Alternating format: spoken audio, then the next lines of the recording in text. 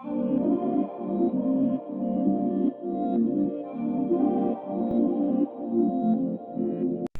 everybody, in this video you're gonna see me install my wig, my birthday wig to be specific. I turned 2-0 and I'm starting off with my hair just braided down, and then I'm also going to lay my edges. I use the black Got2b gel to lay my edges in this video. Usually I'll honestly just use whatever I can grab hold of.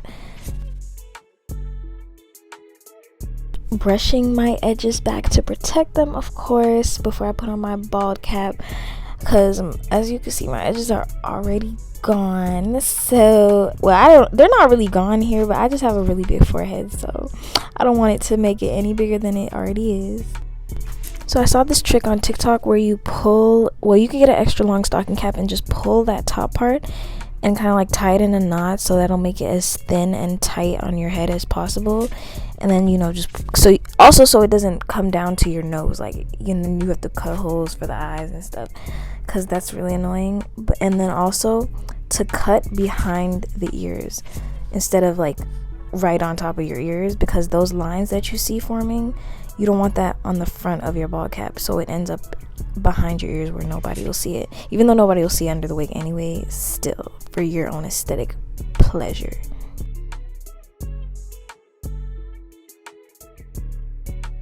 Again, with the black Got2b gel, I'm just following my hairline, how it naturally goes, and putting it right before where the hair starts. I blow dried that dry, and then I added a layer of the red ebon spray. I really like this spray for you'll see me use it again multiple times in this video for different things, but I really like that spray. And then I blow dry that dry as well. So I don't have any good tips for cutting the excess of the cap away, because mine just never seems to come out right, but I just take the scissors and try not to cut my hair off, basically.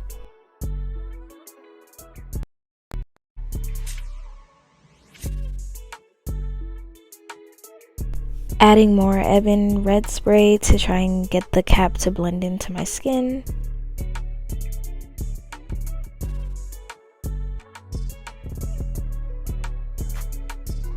I use alcohol to wipe off the skin in front of the wig cap so that the wig will lay longer, and it just takes off all the oil and product.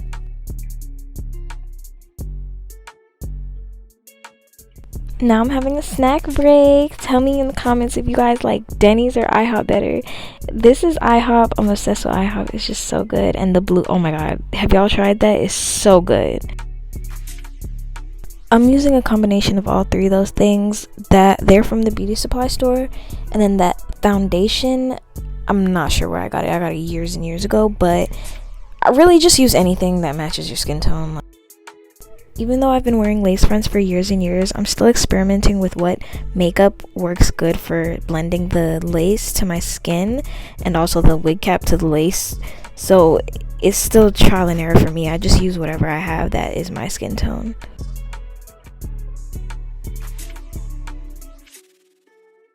So this is her. I love her. She's a 26-inch 13x4 straight lace front. Yes, transparent lace. When I say I'm obsessed with her, look at that lace. Like, oh my god, when I first felt her, I was like, wow, just wow. She is from Amazon, and the link is in the description box. So what I did was put the makeup I put on my wig cap directly onto the lace. I did the exact same thing I did to my cap to my lace, and then I sprayed it with Got2b and blow dried it so that it'll really stay and set in there. And then I'm cutting the wig cap, the lace around my ears. Everybody should do this so that it matches up, but I have to do it kind of like in a weird way, because the back of the wig will still be resting on my ears because my head is so small, so it's really annoying. But I have to cut some of the tracks out, so just be mindful that you don't cut the tracks, because you might have a wig that's falling apart on your head. Anyway, after that I plucked the baby hairs, and then I pushed it back with mousse so that it would not get stuck into the glue when I try to lay it down. So I really only do this for special occasions when I'm really trying to give Scalpiana. I will mark up where exactly I want my lace front to lay.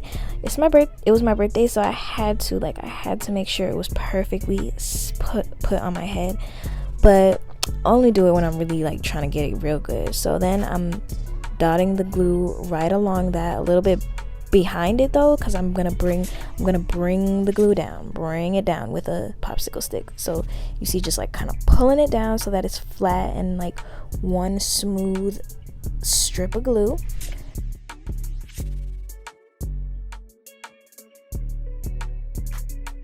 Now I'm gonna be very honest with you guys, this Ghost Bond glue is not it. Like, I had one glue a few years ago that really lasted. It gave me like 2 weeks wear. This glue will give me a week if I'm lucky, if I really tie it down and don't be like pulling it up trying to see if my lace is still flat. Like, it'll give me a good 4 days, I'm not even gonna lie to you. So I really don't recommend it. When I find the best glue, I will let y'all know. But I did like 3 layers for my birthday, and I'm telling y'all, it still only gave me like 4 days. But we're not gonna talk about that. We're just gonna find us a better brand later on. So you let the glue get tacky, not dry but tacky, and make sure it's clear, and then you just go ahead and press it on down there. Make sure the lace is really digging into that glue.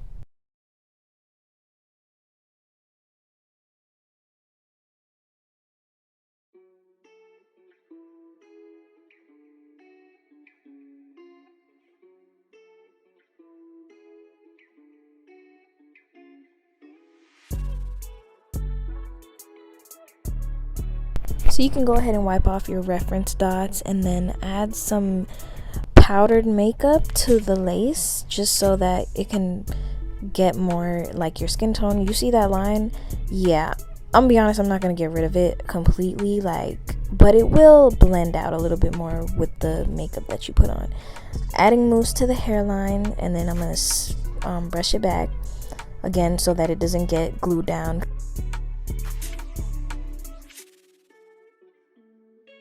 I'm doing one last layer of Ebin just to give it the extra melt right before you put on your melt belt.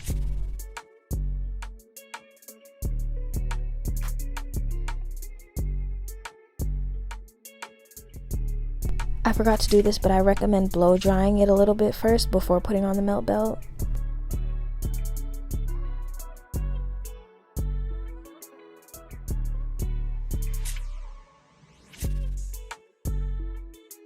If your head isn't throbbing to the point where you about to pass out, do not take that belt off. If you're not about to faint, then your lace is not melted.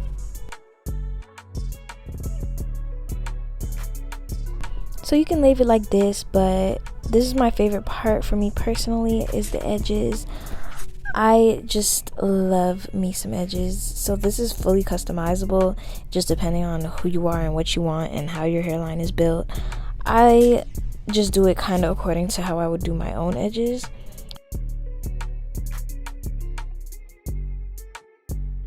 I recommend a pencil flat iron, but I'm using this weird small flat iron that is really for like finger waves and stuff. And then I always use Got2b spray, but I think I was trying out mousse here and it just was not giving, it was not laying.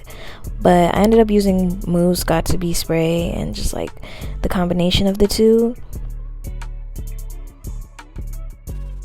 I like using these wax wraps better than like a scarf or something to lay the edges, just because I feel like the texture of it helps it not move around while you're trying to lay it down. So then I'm plucking out the middle part better, because who likes bulky parts? Like, ew, it needs to be a little space in between there.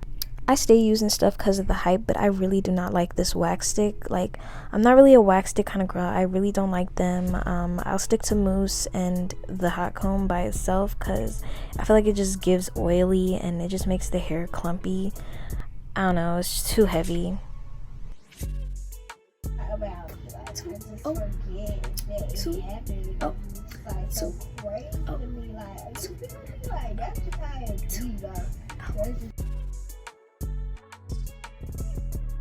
Me personally, I don't like no flat hair, so what I do is spray with Got2b and then I brush it back, and then where the hair starts to fall into my face is gonna give kind of like a puffed out kind of, I don't know how to explain it, y'all just have to see. Like, I don't like it coming flat down. Like, you'll see it's kind of risen, if you see what I mean.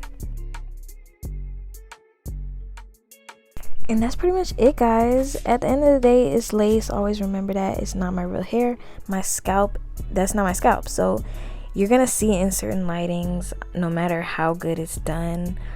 But I think I did pretty good. I always lay my lace as good as I can, and it's giving.